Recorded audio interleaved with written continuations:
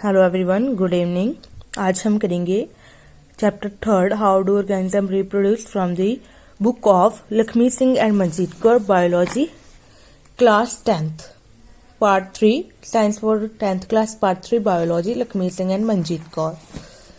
Yes, आज हम एक पूरा चैप्टर रीड नहीं करेंगे, हम सिर्फ इनके इम्पॉर्टेंट डेफिनेशंस या नोट्स वगैरह करेंगे इसी चैप्टर में से, क्योंकि आप सबको पता है कि पेपर्स में हार्डली 1 to 3 मंथ्स रह गए हैं, 1-2 मंथ्स ही रह गए हैं, 3 भी नहीं।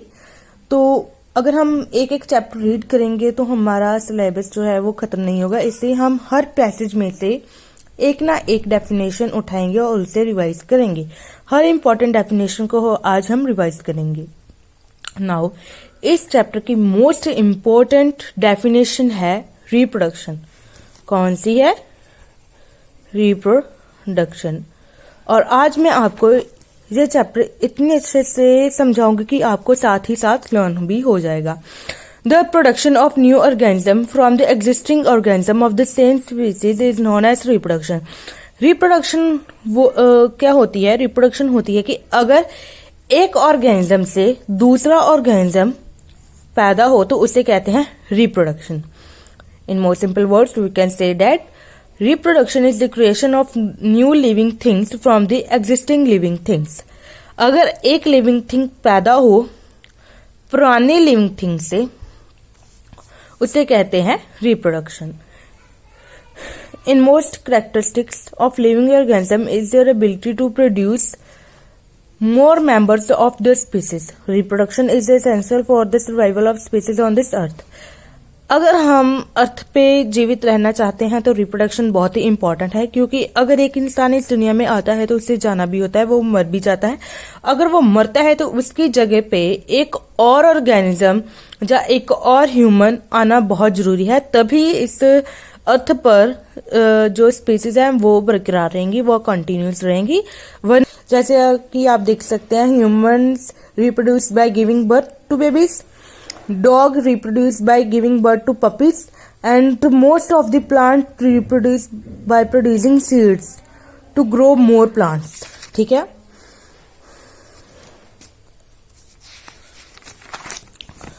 ठीक है, हमें रिप्रोडक्शन का पता चल गया। Reproduction gives rise to more organisms with the same basic characteristic as their parents. कहते कि जो रिप्रोडक्शन होती है तो बहुत सारे करैक्टर जो हैं उनके बेबी में आ जाते हैं। जैसे कि एक पेरेंट है, उनकी आईज जो है वो कैटी आईज होंगी, तो उनके बेबी की भी आगे शायद कैटी आईज हो। ठीक है, आगे टाइप्स ऑफ रिप्रोडक्शन। आप सबको पता है कि कितने टाइप्स के रिप्रोडक्शन होते हैं। There are 2 types of reproduction, asexual reproduction, sexual reproduction.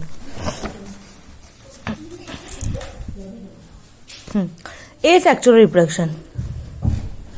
Asexual reproduction बच्चा मैं आपको वैसे ही समझाती हूँ। चलो हम डेफिनेशन रीड कर लेते हैं। The production of new organism from a single parent without an involvement of sex cells और gametes is called asexual reproduction. Asexual reproduction में बच्चा एक जो हम जब एसेक्सुअल ऑर्गेनिज्म रिप्रोड्यूस करते हैं तो उनमें सिर्फ सिंगल पेरेंट की ही इन्वॉल्वमेंट होती है और उनमें कोई भी गैमीट्स नहीं होते हैं।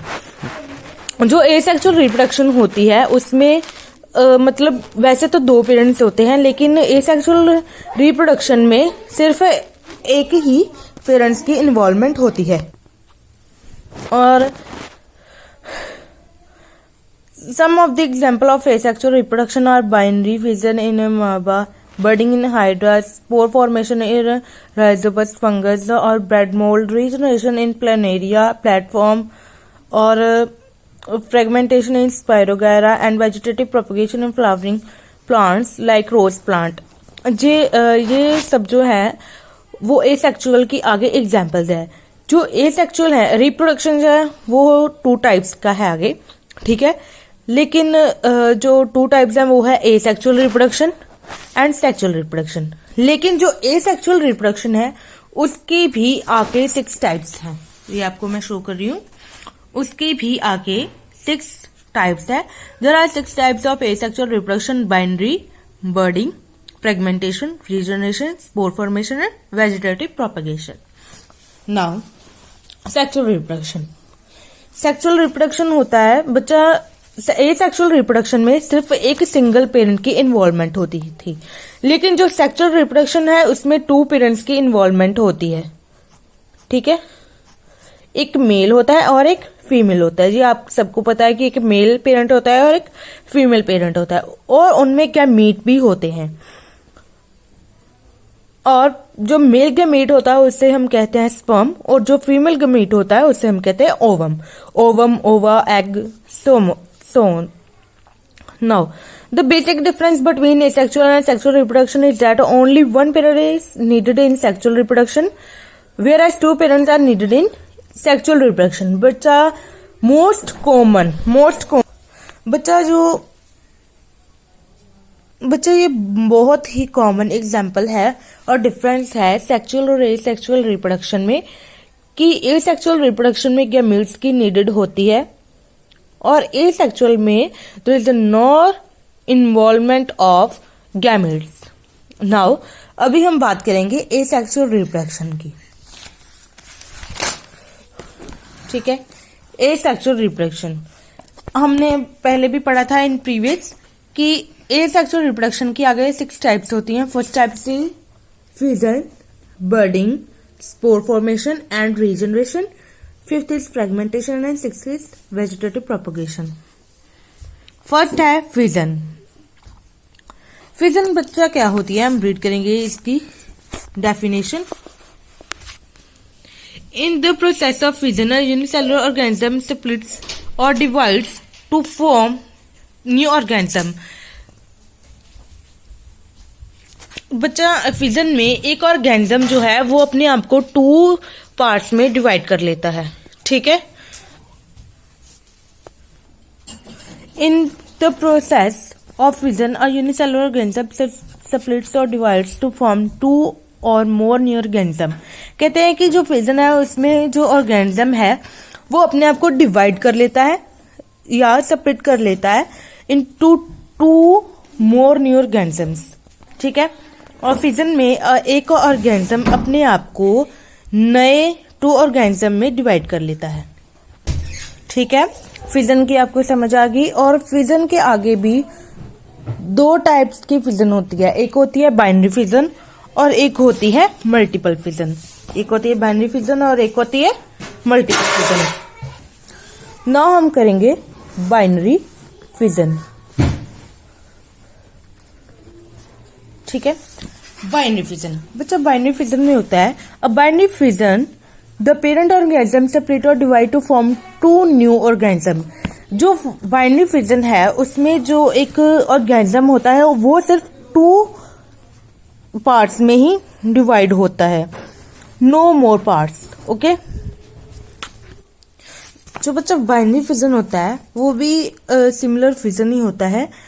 वो सिर्फ 2 मोर ऑर्गेनिज्म को रिप्रोड्यूस करता है और वो भी डॉटर सेल्स. और इसके एग्जाम्पल है एमोइबा. अभी हम स्टेप्स करेंगे कि एमोइबा कैसे अपने आप को 2 पार्ट्स में डिवाइड कर लेता है और 2 न्यू एमोइबाए रिप्रोड्यूस करता है. देखिए, ये है एक एमोइबा.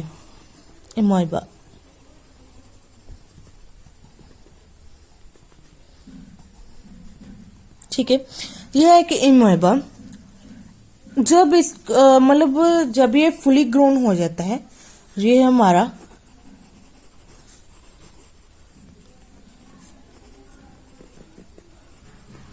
amoeba, fully grown amoeba. This is the nucleus. Cytoplasm.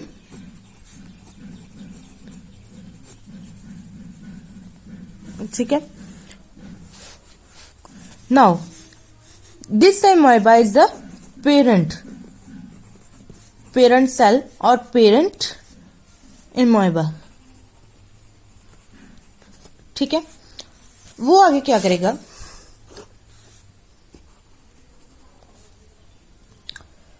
पहले बच्चा सब मोस्ट ऑफ द स्टूडेंट्स यही मिस्टेक करते हैं कि पहले साइटोप्लाज्म डिवाइड कर देते हैं और फिर न्यूक्लियस डिवाइड करते हैं।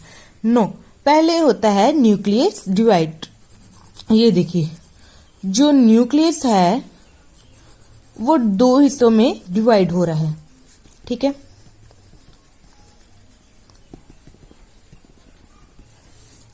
ये है न्यूक्लियस लैंथन्स,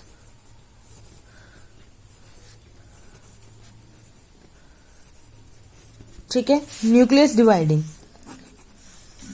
इसके आगे होता है, पहले होता है nucleus divide, first step, this is the first step, nucleus divide होता है, ठीक है। और सेकंड में साइटोप्लाज्म डिवाइड होता है। अब फुली जो है न्यूक्लियस 2 हिस्सों में डिवाइड हो गया है, ठीक है, ठीक है। Nucleus divides into 2 parts.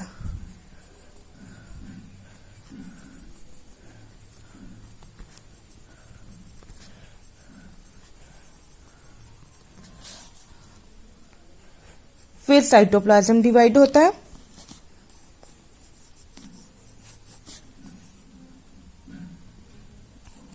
और अब न्यूक्लियस जो है डिवाइड हो गया है फुली, ठीक है। और अब साइटोप्लाज्म जो है डिवाइड होगा, साइटोप्लाज्म डिवाइड हो रहा है, ठीक है।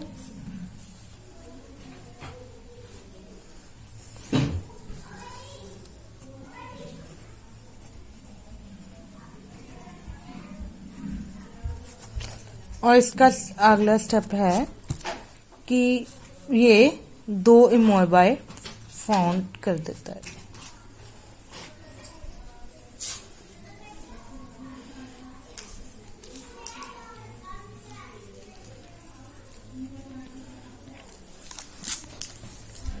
This is the 2 new similar amoebas and 2 daughter cells, ठीक है। अगर आप स्क्रीनशॉट लेना चाहे तो ये इसका स्क्रीनशॉट ले लीजिए कि पहले एक, अभी हम फिर से ये स्ट्रक्चर जो है रिवाइज करेंगे एक बार। पहले ये था इमोबा, ठीक है, ये एक फुली ग्राउंड था इमोबा। और साइटोप्लाज्म न्यूक्लियस आपको पता है जो होता है, nucleus is the centre between and cytoplasm is her left body, rest of the body is the cytoplasm. ये था हमारा फर्स्ट पार्ट। और सेकंड पार्ट जो न्यूक्लियस है बच्चा, मैं आपको बार बार कह रही हूं कि पहले न्यूक्लियस ही डिवाइड होता है, फिर साइटोप्लाज्म, ठीक है, डिवाइड होता है। पहले न्यूक्लियस डिवाइड होता है और फिर साइटोप्लाज्म डिवाइड होता है। Most of the students confused in these 2 points, okay. पहले क्या हुआ, न्यूक्लियस जो है डिवाइड होना शुरू हुआ, ठीक है, सेकंड पार्ट में। थर्ड जो है न्यूक्लियस पूरी तरह से डिवाइड हो गया और साइटोप्लाज्म वैसा ही रहा। फोर्थ पार्ट में साइटोप्लाज्म डिवाइड हुआ और फिफ्थ पार्ट में 2 amoeba फॉर्म हुए, ठीक है, and 2 amoeba also called 2 daughter cells, okay. ये था हमारा बाइनरी फिजन। और बाइनरी फिजन के एग्जाम्पल्स होते हैं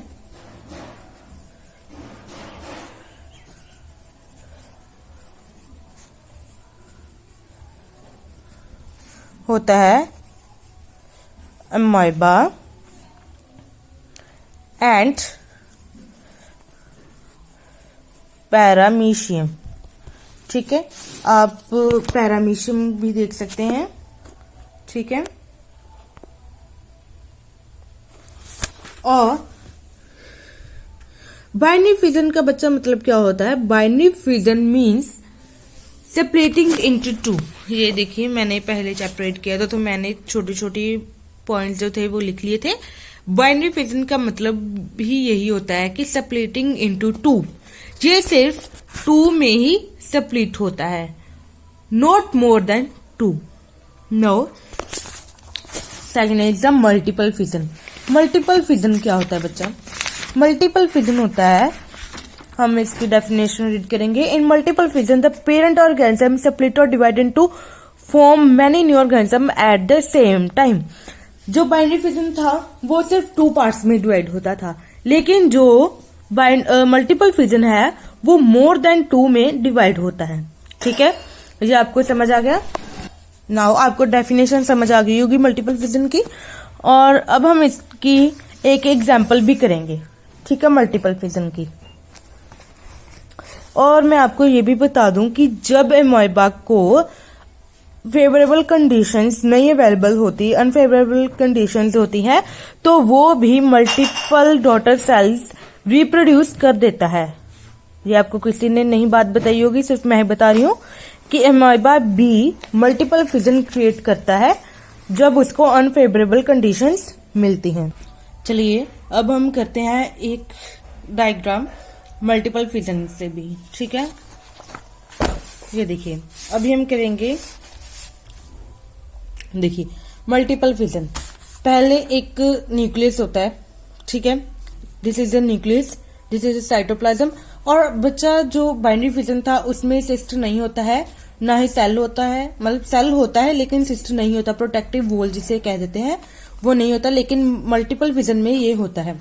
सेकंड स्टेप होता है कि हम इस जो था एमोइबा था वो सिर्फ एक ही डॉटर सेल बनाता था, लेकिन इसमें many daughter cell made by multiple fission. ठीक है, इसमें बहुत सारे डॉटर सेल बन जाते हैं, और जब सभी डॉटर सेल्स में एक न्यूक्लियस होता है तो वो उसे न्यूक्लियस नहीं कहते, उसे हम कहते हैं न्यूक्लियाई. ठीक है. नाउ थर्ड स्टेप में क्या होता है कि सिस्ट जो है ब्रेक कर देता है और सभी डॉटर सेल जो है रिलीज कर देता है. और मैं आपको ये भी बता दूं कि एक टाइम पर एक जो ऑर्गेनिज्म है मल्टीपल फिजन का, वो एक जो सिस्ट है वो कितने सेल बनाता है? वो बनाता है 100 ऑफ द डॉटर सेल्स. ठीक है, एंड 1000 ऑल्सो, 1000 डॉटर सेल्स बनाता है एट वन टाइम. ओके, अभी हम करेंगे आगे. हमारा मल्टीपल फिजन भी हो गया. मल्टीपल फिजन की एग्जांपल्स हैं प्लाज्मोडियम एंड यीस्ट. ठीक है, यीस्ट और Plasmodium is the example of multiple fission. Now आगे हम चलते हैं. Next is the budding. ठीक है, बडिंग. और मल्टीपल फिजन का मीनिंग होता है स्प्लिट्स इनटू मैनी. ठीक है, बाइनरी फिजन का मतलब होता था split into one, and multiple का है split into many. Now budding. Budding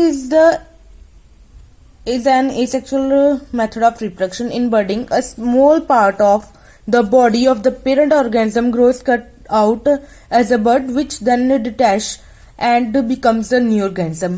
बच्चा बडिंग में क्या होता है कि एक जो पेरेंट ऑर्गेनिज्म है उसकी जो बॉडी होती है उसकी आउटर बॉडी पर एक बर्ड जो है वो क्रिएट होता है, एक ग्रो होता है, और जब वो ही बर्ड पूरी पेरेंट बॉडी के जैसे ग्रो हो जाता है तो उसके बाद वो डिटैच हो जाता है.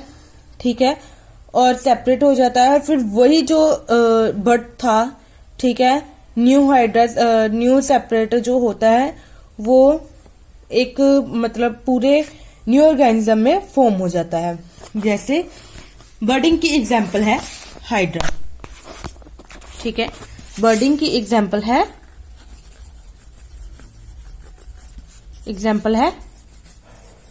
हाइड्रा. ठीक है, हाइड्रा. और जब तक मैं इस हाइड्रा की डायग्राम बना रही हूं, प्लीज आप मेरे चैनल को सब्सक्राइब कीजिए, शेयर कीजिए और लाइक कीजिए और कमेंट कीजिए प्लीज. अगर आपको मेरी ये वीडियो अच्छी लगी और अगर आप मेरी वीडियोस और देखना चाहते हैं तो प्लीज इस वीडियो को सब्सक्राइब कीजिए, मेरे चैनल को लाइक कीजिए, शेयर कीजिए और कमेंट कीजिए. और जब तक आप तीनों चीजें कर रहे हैं तब तक मैं हाइड्रा की डायग्राम ड्रॉ कर लेती हूँ।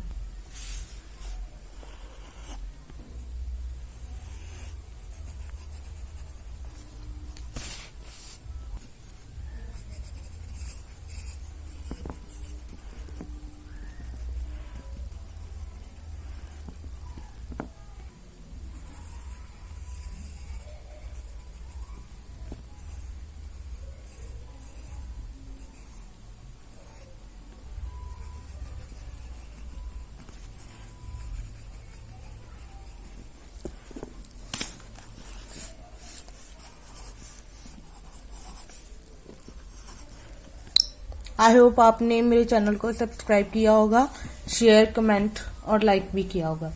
तो अभी हम शुरू कर रहे हैं diagram of hydra. How do hydra reproduces. पहले एक पेरेंट हाइड्रा होता है, ठीक है, वो आप देख सकते हैं। जब पेरेंट हाइड्रा हो जाता है तो जब वो उसको सभी फेवरेबल कंडीशंस मिल जाती है, जब वो फुली ग्रोन हो जाता है, तो उसके बाद आता है बर्ड। तो उसके बाद उसकी जो आउटर बॉडी होती है, ये वाली जो बॉडी होती है उसकी देख सकते हैं यहाँ, दिस इज द बर्ड, ठीक है। जब उसके बॉडी पर बर्ड हो जाता है, जो बर्ड है बच्चा वो अंदर की साइड को भी ग्रो हो सकता है और बाहर की साइड को भी ग्रो हो सकता है। जैसे आप यहाँ पे देख सकते हैं कि जो बर्ड है वो अंदर की साइड को भी ग्रो हो सकता है और बाहर की साइड को भी ग्रो हो सकता है। Now third, new hydra form हो जाता है पूरी तरह से, क्योंकि देखिए जैसे उसकी थ्रेड लाइक स्ट्रक्चर होता है हाइड्रा के ऊपर, वैसे ही इसके ऊपर भी है। न्यू हाइड्रा जो है पूरी तरह से फॉर्म हो जाता है। तो फोर्थ पार्ट आता है कि जब वो हाइड्रा जो पेरेंट हाइड्रा था उससे जो बेबी हाइड्रा था वो डिटैच हो जाता है, वो सेपरेट हो जाता है। और यही हाइड्रा जो बेबी हाइड्रा जो सेपरेट हुआ है, फिर वो फुली ग्रोन होकर फिर से एक ऑर्गेनिज्म मतलब पेरेंट हाइड्रा बनेगा, फिर आगे एक न्यू हाइड्रा फॉर्म करेगा। और ऐसे ही एक यीस्ट की मैंने एग्जांपल ली है। यीस्ट जो है बच्चा वो मल्टीपल फिजन भी क्रिएट करता है और बर्डिंग भी क्रिएट करता है। अभी मैं इसकी डायग्राम नहीं ड्रॉ करी क्योंकि फिर टाइम बहुत ज्यादा हो जाएगा और फिर आपको समझ नहीं आएगा और हमारा ये जो चैप्टर है वो कंप्लीट भी नहीं होगा, ठीक है। Yeast reproducing by the method of budding. पहले होता है कि यीस्ट होता है, पेरेंट यीस्ट सेल होता है, ठीक है। फिर सेकंड पार्ट में उसका एक छोटा सा बर्ड क्रिएट होता है उसकी आउटर बॉडी पर, बर्ड फॉर्मिंग होती है। फिर थर्ड पार्ट है वो 2 पार्ट्स में डिवाइड होता है। एक होता है कि जो बर्ड है वो उससे डिटैच हो जाता है उसी टाइम जब वो पूरी तरह से फॉर्म हो जाता है। लेकिन एक पार्ट ये भी है कि वो जो बर्ड है वो डिटैच नहीं होता है, वो सेपरेट नहीं होता है, वो एक लॉन्ग चेन फॉर्म कर लेता है। जैसे ये बर्ड जो है उसकी आउटर बॉडी पर रिप्रोड्यूस हुआ होगा, ठीक है, फिर उसने ये रिप्रोड्यूस किया, फिर उसने ये रिप्रोड्यूस किया। जब उसका मन चाहता है, मतलब जब उसका टाइम आता है, जैसे इसका टाइम था ये डिटैच हो गया, अभी इसका टाइम नहीं हुआ होगा जब ये एक लॉन्ग चेन जो है फॉर्म कर लेता है। लेकिन इसका मतलब ये नहीं है कि ये डिटैच नहीं होता है, ये डिटैच होता है लेकिन कुछ समय के बाद डिटैच होता है, ठीक है। नाउ हमने ये सारी कर ली है। नाउ आगे आ जाता है स्पोर फॉर्मेशन। स्पोर फॉर्मेशन क्या होता है? Spore formation is asexual method of, चलिए डेफिनेशन रीड करते हैं। In spore formation, the parent plant produces hundreds of the microscopic reproductive units called spores. एक टाइम पर जो पेरेंट प्लांट होता है, ठीक है, वो hundreds of the microscopic reproductive units जो है मतलब छोटे छोटे जो स्पोर्स है वो फॉर्म करता है। When the spores cause of the plant burst, जब जो प्लांट है वो बर्स्ट हो जाता है, ये आप देख सकते हैं कि जब प्लांट बर्स्ट हो जाता है तो सारे स्पोर्स जो है बाहर निकल जाते हैं। मैं आपको वैसे ही बता देती हूँ कि हम डेफिनेशन चलो बाद में रीड करेंगे, पहले मैं आपको बता दूं कि एक होता है प्लांट, ठीक है, उसके एक बल्ब लाइक स्ट्रक्चर होता है, ठीक है। जो उसका बल्ब लाइक स्ट्रक्चर होता है उसमें क्या होते हैं, छोटे छोटे स्पोर्स होते हैं, छोटे छोटे स्पोरेंजियम जिसे हम कह देते हैं स्पोरेंजियम। जब स्पोर कॉज बर्स्ट, वो कब बर्स्ट होता है स्पोर जो है, जबकि उसे जब प्लांट जो है बर्स्ट कर देता है तो सारे स्पोर्स जो है बाहर एयर में आ जाते हैं, और वो जो स्पोर्स होते हैं वो इतने छोटे होते हैं कि जो माइक्रोस्कोपिक आई से ही देखे जा सकते हैं, वो नेक्ड आई से नहीं देखे जा सकते हैं। जो स्पोर्स होते हैं वो एयर में होते हैं, ठीक है। जब वो एयर से नीचे गिरते हैं, मतलब सॉइल पर गिरते हैं, तो वो तब ग्रो करते हैं जब उनको फेवरेबल कंडीशंस जो है मिल जाती हैं। जैसे उनकी फेवरेबल कंडीशंस जैसे होती हैं warm conditions, water, air, sunlight वगैरह, food, airborne sports, land on food, मतलब सारा वगैरह जब जो भी उन्हें चाहिए वो जब उन्हें मिल जाता है तो वो ग्रो कर जाते हैं। और जिन स्पोर्ट्स को ये अनफेवरेबल कंडीशंस मिलती हैं, मतलब जिनको ये कंडीशंस नहीं मिलती, वो ग्रो नहीं करते हैं, ठीक है। जैसे आपने देखा ही होगा कि जो फंगस है वो कहाँ होता है, ठीक है। फंगस जो है जिनका मतलब मिट्टी का होता है, बाहर मतलब सॉइल होती है जहां फंगस होती है, आपने वहां देखा भी होगा कि जहां पर भी फंगस होगी वहां वो थोड़ा ना मतलब वाटर होता ही होता है। जैसे आप एक ब्रेड लोगे, उसे आप बाहर रख दोगे, जैसे ये ब्रेड है, आपने कुछ दिनों के लिए उसे बाहर रख दिया, तो आप देखोगे कि उस पर भी ग्रीन ग्रीन कलर्ड आएगा, ठीक है, bread mould. Next is the regeneration. Regeneration कैसे होती है? The process of getting back a full organism from its body parts is called regeneration. बच्चा, रीजनरेशन वो होती है जैसे कि हमारी जो बॉडी पार्ट है वो 3 पार्ट्स में कट हो जाए, तो वहां से क्या आ जाता है, एक फुल ऑर्गेनिज्म आ जाता है। वो जो रीजनरेशन है वो ह्यूमंस में भी होती है। जैसे आप देख सकते हैं हमारे जो नेल्स होते हैं, ठीक है, जो हमारे नेल्स है हम कट करते हैं, ठीक है, और कुछ दिनों के बाद वो फिर से खुद ही आ जाते हैं नेल्स, ठीक है, हम उन्हें फिर से कट करते हैं, उसे कहते हैं रीजनरेशन। रीजनरेशन जो है वो एनिमल्स में भी होती है, बर्ड्स में भी होती है। जैसे आपने देखा हो लिजार्ड की जो टेल होती है वो अगर कट हो जाए, मतलब खराब हो जाए उसकी टेल, तो वो खुद ब खुद भी डिटैच हो जाती है, लेकिन कुछ समय के बाद उसकी टेल अपने आप ही ग्रो होना शुरू कर देती है, ठीक है। ऐसे ही और साइंटिस्ट ने हाइड्रा का प्लेनेरिया का एग्जाम्पल लिया था, और साइंटिस्ट ने प्लेनेरिया को 3 पार्ट्स में डिवाइड किया था, और उसने कुछ समय के बाद देखा कि जो प्लेनेरिया था वो अपने कट बॉडी पार्ट से एक न्यू प्लेनेरिया जो है फॉर्म कर लेता था, ठीक है, आप देख सकते हैं बुक में, रीजनरेशन कर लेता था। 3 प्लेनेरिया वॉर्म्स प्रोड्यूस्ड। और साइंटिस्ट ने ये भी बोला था कि जो प्लेनेरिया है वो कभी भी मरता नहीं है, क्योंकि जो अब जितने भी पार्ट्स में हम प्लेनेरिया को कट करे जाएंगे वो उतने ही अपना मतलब रीजनरेट होकर अपने फुल ऑर्गेनिज्म बन जाएगा। जैसे हम इस प्लेनेरिया को इतने पार्ट्स में डिवाइड किया है 1 2 3 4, वो फिर से एक न्यू प्लेनेरिया जो है फॉर्म कर लेगा।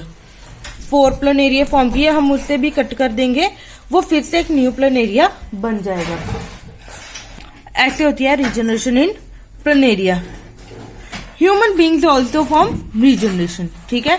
और example of regeneration is starfish, sea cucumber. बच्चे जो स्टारफिश होती है, जैसे ये स्टारफिश है, ठीक है, ठीक है, हम उसके अगर इन पार्ट्स को डिवाइड मतलब कट कर देंगे तो वो अपने इन छोटे छोटे पार्ट्स में से भी एक न्यू स्टारफिश फॉर्म कर लेगी, रीजनरेट कर लेगी, ठीक है।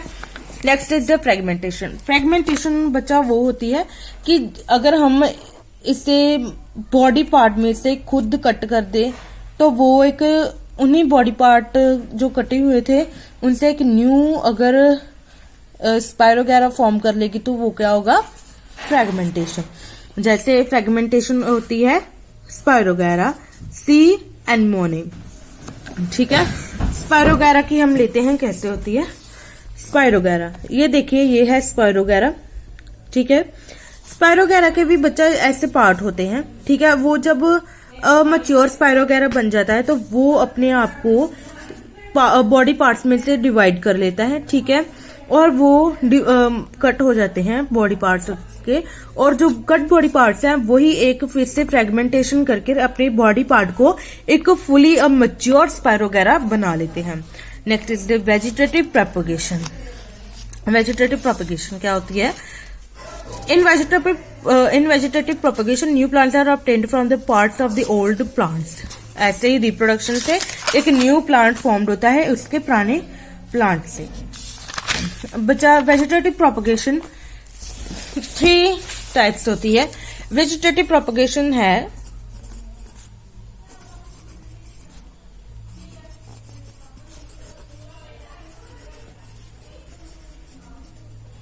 वेजिटेटिव प्रोपगेशन जो है वो बाय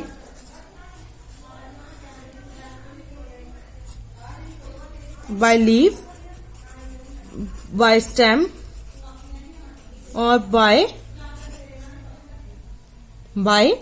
रूट्स होती है। ठीक है, मैं आपको बताता हूँ कि बाय लीफ कैसे होती है कि जब हम किसी लीफ, एक प्लांट है जैसे ये इसका क्या है? लीफ है।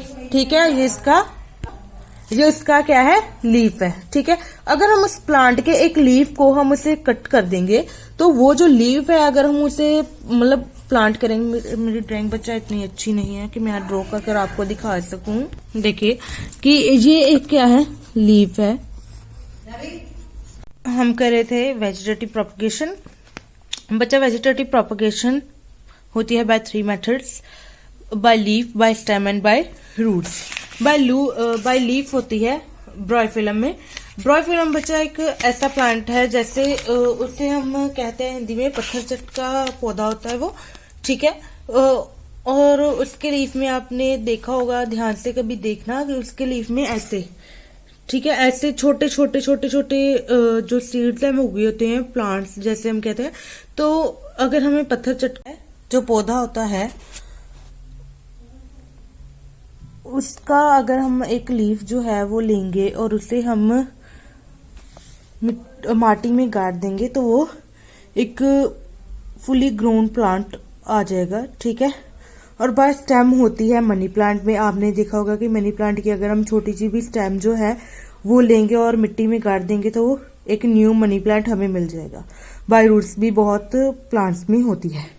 और बाय जो स्टेम वाली होती है वो पोटैटो में वेरी इंपॉर्टेंट है क्योंकि पोटैटो की मोस्ट ज्यादा मतलब आती है। ठीक है, आगे आएगा artificial propagation of plants. Artificial propagation of plants में आता है कटिंग और ग्राफ्टिंग। आपके सिलेबस में सिर्फ कटिंग और ग्राफ्टिंग है और एनसीईआरटी में भी सिर्फ कटिंग और ग्राफ्टिंग ही है। ठीक है, कटिंग कैसे होती है कि अगर हम कटिंग जो है रोज प्लांट में मोस्ट प्रोबेबली होती है। ठीक है, कटिंग जो है आपने देखा होगा जी, जो रोज है, ठीक है, अगर हम उसकी छोटी सी टाहनी जो है मतलब जो छोटी सी उसकी स्टेम है उसे हम काट के माटी में गाड़ देंगे तो उससे हमें न्यू शूट, रूट वगैरह सब कुछ मिलेगा। ठीक है, और एक न्यू फुली ग्रोन हमें फ्लावर प्लांट मिलेगा। नेक्स्ट आ जाती है कटिंग की शुगर केन। आपने देखा होगा कि जो शुगर केन है उसका कोई भी सीड नहीं होता। हम शुगर केन को ही छोटा छोटा काट कर माटी में गाड़ देंगे तो हमें एक न्यू ग्रोन शुगर केन मिल जाएगा। नेक्स्ट आती है ग्राफ्टिंग। ग्राफ्टिंग जो है आपने देखा होगा कि बहुत सारे जो पीपल हैं वो ग्राफ्टिंग करते हैं। Grafting method of artificial propagation of plants और ट्रीज। जो grafting was used to grow this apple tree, वो एप्पल ट्री में भी वो एप्पल ट्री ग्रो करने में भी मोस्ट ऑफ हेल्पफुल होती है। ठीक है, अब आप देखिए, मैं आपको शो कर रही हूं कि ये देखिए जो ग्राफ्टिंग है वो कैसी होती है। ग्राफ्टिंग के 2 पार्ट्स होते हैं। ठीक है, एक होता है स्टॉक और एक होता है सियोन। स्टॉक वो होता है बच्चा, ग्राफ्टिंग में ये होता है कि एक प्लांट की हम लेते हैं रूट्स वाला पार्ट लेते हैं और एक प्लांट की हम स्टेम वाला पार्ट लेते हैं। ठीक है, जैसे कि एक प्लांट है उसकी स्टेम जो है वो नहीं काम करी, वो मतलब खराब हो गई, तो हम उसकी रूट्स जो है, लेकिन उसकी रूट जो है काम करी है तो हम उसकी रूट ले लेंगे। और एक प्लांट है उसकी जो मतलब रूट्स हैं वो नहीं काम कर रही है, तो हम ले लेंगे उसकी स्टेम ले लेंगे, ठीक है। और जिस पौधे की हम लेते हैं, रूट लेते हैं, उसे बोलते हैं हम rooted part of graft is called stock and cut stem of another plant is called scion. ये मोस्ट ऑफ द टर्म्स है, ठीक है। इससे याद हम ऐसे कर सकते हैं, जैसे स्टोक में टी आता है और रूट्स में भी टी आता है, सीओन में और स्टेम, ठीक है, सीओन और स्टेम। और आप देख सकते हैं, मैं आपको दिखा रही हूं कि अगर हम इन दोनों पार्ट्स की, अगर हम पार्ट कोई भी लेंगे तो हम कैसे कट लगाएंगे। हम कट जो है, ये नहीं है कि हम सीधा सीधा कट लगाएंगे। आपने देखा है कि वो देखिए थोड़ा सा स्लांट उन्होंने कट लगाया है, स्लांटिंग वे में थोड़ा सा उन्होंने कट लगाया है, ठीक है। अगर हम ऐसे कट लगाएंगे और फिर हम उसे ऐसे कवर्ड कर देंगे, टाइटली कवर्ड कर देंगे सीओन एंड स्टोक ज्वाइन टुगेदर को, तो ये एक न्यू प्लांट फॉर्म हो जाएगा। ये आप देख सकते हैं, ठीक है, ये एक न्यू प्लांट फॉर्म हो जाएगा, ठीक है। और ये हो गए आपके, ये था हमारा first part of the chapter how do organism reproduce. आज हमने किया है asexual part of the chapter 3, ठीक है। और आई होप आपको ये मेरी वीडियो अच्छी लगी होगी। आई थिंक कि आपने इस चैनल को सब्सक्राइब भी किया होगा, शेयर भी किया होगा इस वीडियो को, कमेंट भी किए होंगे, ठीक है, और लाइक भी किया होगा। आई होप कि आपको मेरी ये वीडियो बहुत अच्छी लगी हो और हम आशा करते हैं कि हम आगे की वीडियोस भी आपके साथ शेयर कर सकें, ठीक है। Thank you, goodbye, take care, have a nice day.